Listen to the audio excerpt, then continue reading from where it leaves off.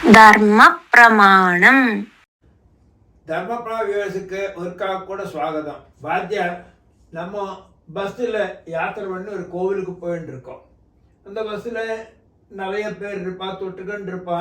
இவாள் எப்படி இருப்பாங்கிறது நமக்கு தெரியாது. குளிச்சிருப்பா, குளிக்காய்க்கு இருப்பா.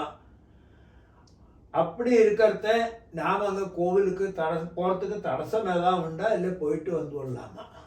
സാർ നിറയെ ഇടങ്ങളിലെ കോവിലുകൾക്കെല്ലാം പുറത്ത് ചിലപ്പോൾ ബസ്സിൽ കൊണ്ടുവരും, ട്രെയിനിൽ കൊണ്ടുവരും.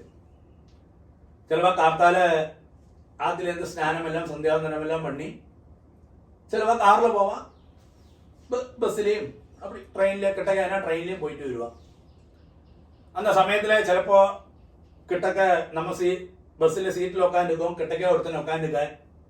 അവൻ ചിലപ്പോൾ കുളിച്ചിരിപ്പാൻ, കുളിക്കാക്കിരിപ്പാൻ, ചിലപ്പോൾ വേറെ എങ്കിയാന്ന് മരണ വീട്ടിൽ നിന്ന് വന്നിരിപ്പാൻ.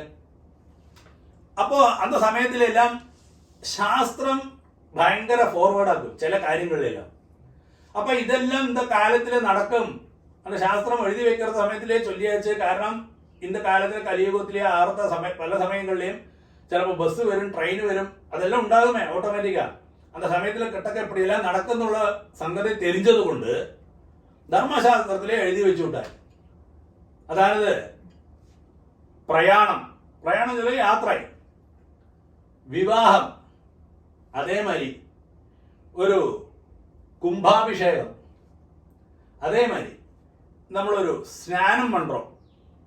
അതായത് ഒരിടത്തില് ഇപ്പൊ ഗംഗ ഒഴുകി വരുന്നത്, ഗംഗയ്ക്ക് മുന്നാടി ഒരുത്തൻ എന്നെ ഒരുവാ அந்த ഗംഗയില് സ്നാനം പണ്ണപ്പെട്ടവൻ അങ്ക ഒരു ചരമത്തോട്, അതായത് മരണാന്തര ക്രിയായി, ദഹനക്രിയായി, അതായത് സംസ്കാരാദി കർമ്മങ്ങളെല്ലാം സഞ്ചയന കർമ്മമോ പണിയിട്ടായിരിക്കും അവൻ മുങ്ങത്. ഇല്ലാണ്ട് സഞ്ചയനത്തോട് അസ്ഥി എടുത്ത് ഗംഗയിൽ പോട്ട പിന്നെയൊക്കെ അത് അപ്പടിയൊക്കെ ഒഴുകി വന്ന് അന്ത വെള്ളത്തിലേക്ക് നമ്മൾ മുങ്ങുമോ. அந்த இடத்துல கும்பமேளை வெளியிட்டாய் அது. அப்போ இந்த மாதிரி இடங்கள்லாம் பிரயாணம் നേരത്തെ ചൊല്ലിവിട്ടാനെ, இந்த மாதிரி இடங்கள்லாம் തീണ്ടൽ ദോഷം പാക്കാതെ എന്നൊരു വിധി വന്നു കൊടുത്തു. അപ്പൊ അത് തുടർന്ന് ചെയ്താൻ. കാരണം എന്നെ കഴിഞ്ഞാൽ ബസ്സിൽ പുറത്ത് നമ്മൾ ഇവനൊക്കാനിപ്പാൻ അന്ത അജ്ഞാനമേ നീ വിചാരിക്കാതെ. അപ്പൊ അതൊക്കെ ഒരു പ്രതിവിധിയും തുടരാൻ. നീ കോവിലുക്ക് പോറേ ഉനക്ക് അപ്പടി ഒരു അജ്ഞാനം ഇരുന്ന ഏത് കോവിലുക്ക് പുറത്തുക്ക് മുന്നാടിയും പാദപ്രക്ഷാളനം പണിയോട് കാലലമ്പിട്ട് കോവിലുക്കുള്ള പോകും. അങ്ങനെ കോവിലുക്കുള്ള പോകാൻ പിന്നെ തിരുമ്പി പുറത്ത് കാലലമ്പാതെ അതും തുടരാൻ. അപ്പൊ കോവിലുക്കുള്ള പുറത്തൊക്കെ എല്ലാവരും ഏത് കോവിലായാലും ശരി വെളിയിലൊരു ടാപ്പ്. ഇന്നേക്കും പല പ്രധാനപ്പെട്ട കോവിലുകളിലെല്ലാം വെളിയിൽ ഒരു 2 ടാപ്പ് വെച്ചിരിപ്പാം, കാലം പിറ്റ് വന്നു.